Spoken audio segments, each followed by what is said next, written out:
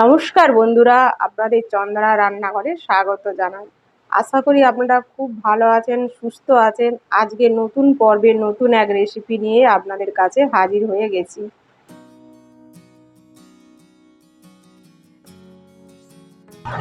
আমি এখানে নিয়েছি 3টে দেশি মুরগির ডিম।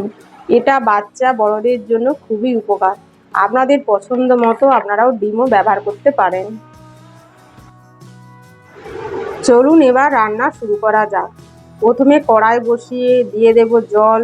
জল উষ্ণ গরম হলে ডিমগুলোকে দিয়ে দিচ্ছি।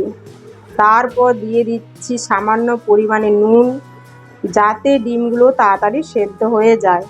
দেশি মুরগি ডিম সেদ্ধ হতে একটু সময় নেয়। 10 মিনিটের জন্য ডিমটাকে হতে দেব লো আঁচে।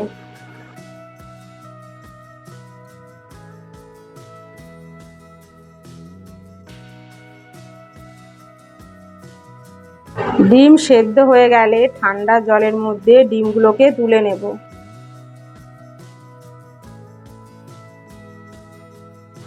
আস্তে আস্তে ডিমগুলোকে ছাড়িয়ে নেব।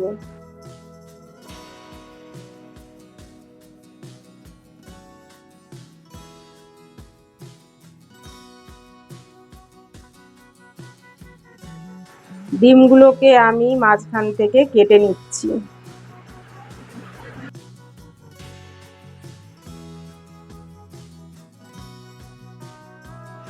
তারপর ডিমগুলোর মধ্যে দিয়ে দেব নুন, হলুদ, গোলমরিচের গুঁড়ো দিয়ে মেখে রেখে দেব 2 থেকে 3 মিনিটের জন্য। এই রান্নায় ভাজা মশলা খুবই গুরুত্বপূর্ণ, সেটা আমি দেখিয়ে দিচ্ছি। একটা কড়াই বসিয়ে দিয়ে দেব ধনে, জিরে আর এলাচ, জয়িত্রী, গোলমরিচ, দারুচিনি, লবঙ্গ দিয়ে ভালো করে ভেজে নেব।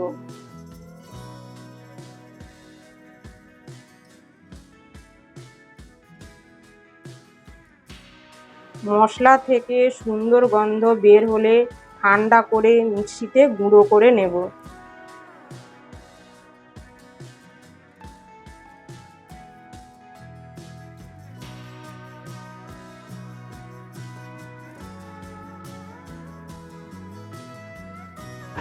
এবার কড়াই চাপিয়ে দিলাম। কড়াই গরম হয়ে গেছে, দিয়ে দিচ্ছি বাটার।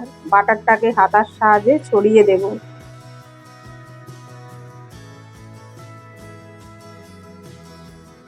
তারপর একে একে ডিমগুলোকে এইভাবে কুসুমের দিকটা দিয়ে ভালো করে ভেজে নেব।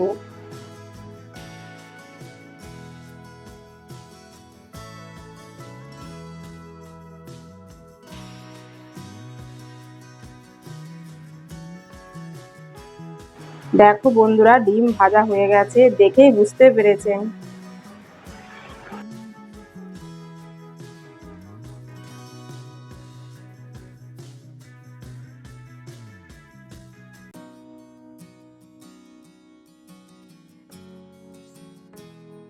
তারপর একটা পাত্রে তুলে নেব ডিমগুলোকে।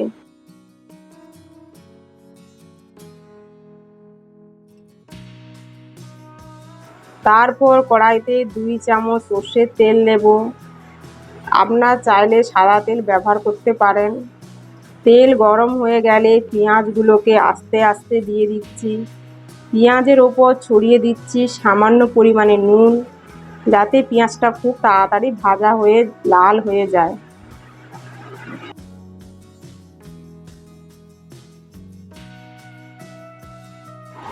পেঁয়াজ ভাজা হয়ে গেলে দিয়ে দেব ধুয়ে রাখা কারি পাতা, দিয়ে ভালো করে নেড়ে চেড়ে নেব।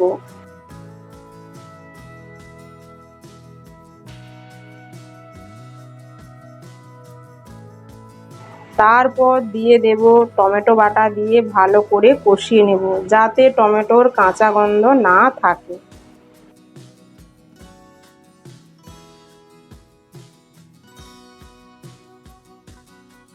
তারপর দিয়ে দেব কাশ্মীরি লঙ্কার গুঁড়ো, দিলে কালারটাও সুন্দর হয়।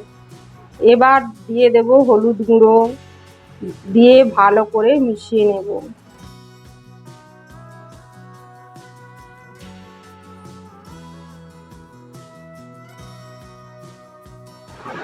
তারপর দিয়ে দেব রসুন বাটা, আদা বাটা আর জিরে গুঁড়ো, ধনে গুঁড়ো দিয়ে ভালো করে 2 থেকে 3 মিনিট আরও একবার কষিয়ে নেব।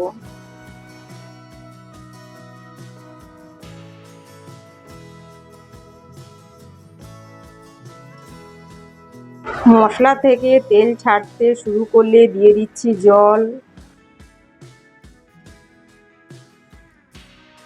গ্রেভি ফুটতে শুরু করলে আস্তে আস্তে ভেজে রাখা ডিমগুলোকে দিয়ে দেব। তারপর ডিমগুলোকে গ্রেভির মধ্যে ভালো করে মিশিয়ে নেব।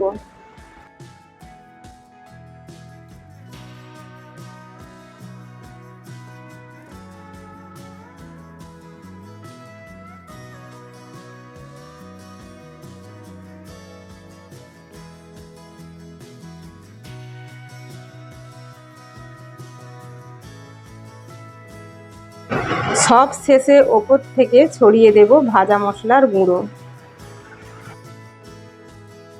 আজকে আমাদের রেডি হয়ে গেছে এগ বাটার ফ্রাই। আশা করি আপনাদের এই নতুন রেসিপি ভালো লেগেছে। বাড়িতে ট্রাই করে অবশ্যই জানাবেন।